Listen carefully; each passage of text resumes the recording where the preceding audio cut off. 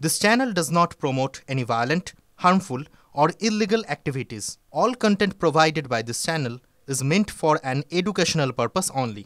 আপনি কি এখনো আয়কর রিটার্ন ফাইল করেছেন? সময় কিন্তু হাতে আর বেশি নেই।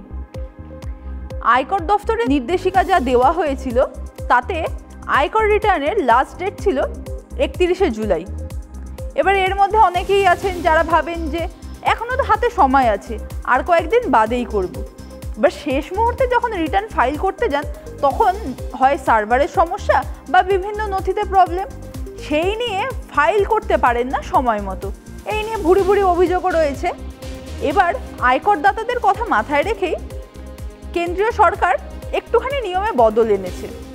কি এই বদল এবং কি এই ছাড়, তাই নিয়েই আজকে আমরা বি ফর বিজনেসে রয়েছি আপনাদের সঙ্গে, আমি ইপসা। তা যেটা বলছিলাম যে আয়কর রিটার্ন এখনো পর্যন্ত অনেকেই ফাইল করে উঠতে পারেনি, তাদের জন্য আপাতত একটুখানি স্বস্তির খবর রয়েছে। তা হলো এখন এত তাড়াহুড়ো করতে হবে না, অর্থাৎ 31শে জুলাইয়ের মধ্যেই যে আপনাকে রিটার্ন ফাইল করতে হবে তা নয়, আপনি হাতে আরও বেশ কয়েকদিন সময় পাচ্ছেন। আয়কর রিটার্নের সময়সীমা বাড়িয়ে 15ই সেপ্টেম্বর করা হয়েছে, অর্থাৎ করদাতারা আরও 45 দিন হাতে অতিরিক্ত সময় পাবেন। এই তো গেল আয়কর রিটার্নের কথা। কিন্তু আপনি যদি আয়কর রিটার্ন না ফাইল করেন তাহলে কি হবে? এর জন্য কিন্তু আপনাকে শাস্তির মুখে পড়তে হতে পারে, এবং সেই শাস্তি হলো জরিমানা।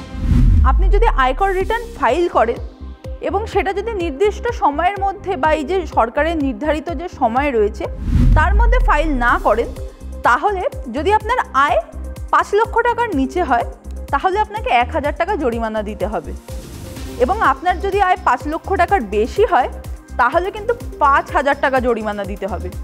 বুঝতে পারছেন তো? পকেটে কিন্তু বেশ ভালোই চাপ পড়তে চলেছে যদি সময় মতো রিটার্ন ফাইল না করেন। তবে শুধুমাত্র যে আপনাকে জরিমানা দিয়েই আপনার যাবতীয় কাজ শেষ হয়ে যাবে তা কিন্তু নয়। যদি আপনি সময় মতো আয়কর রিটার্ন ফাইল না করেন তাহলে কিন্তু আরও নানা সমস্যায় পড়তে হয়। সেই বিষয়ে অনেকেই জানেন না। আপনি যদি এই সময় মতো আয়কর রিটার্ন ফাইল না করেন তাহলে ব্যাংকের কাছে কিন্তু আপনার বিশ্বাসযোগ্যতা হারায়, অর্থাৎ ব্যাংক আপনাকে নতুন কোনো পরিষেবা দেওয়ার আগে দুবার ভাববে। আবার আপনি যদি ধরুন পরিকল্পনা করছেন যে একটা পার্সোনাল লোন নেবেন বা হাউজিং লোন বা বিজনেসের জন্য কোনো লোন নেবেন, সেক্ষেত্রেও কিন্তু ব্যাংক আপনার এই আইটিআর ফাইলের নথি খতিয়ে দেখে, অর্থাৎ গত বছরগুলিতে আপনি কবে আইটিআর ফাইল করেছেন। যদি এইখানে নথিতে গড়বড় থাকে বা আপনি যদি দেরি করে আইটিআর ফাইল করেন তাহলে কিন্তু লোন পেতে বেশ সমস্যা হবে।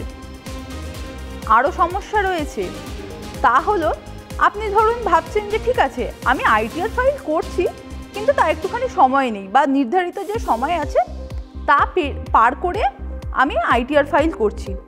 এবার আয়কর রিটার্ন যদি আপনি ফাইল করেন সেক্ষেত্রে আমরা কিছু টাকা ফেরতও পাই।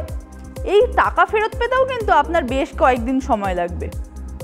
সম্প্রতি আয়কর দফতর আইটিআর ফাইলের নিয়মেও বেশ কিছু বদল এনেছে, এবং সেই বদলটা মূলত আইটিআর 2 ফাইলের ক্ষেত্রে। বিষয়টা একটু ভেঙে বলা যাক।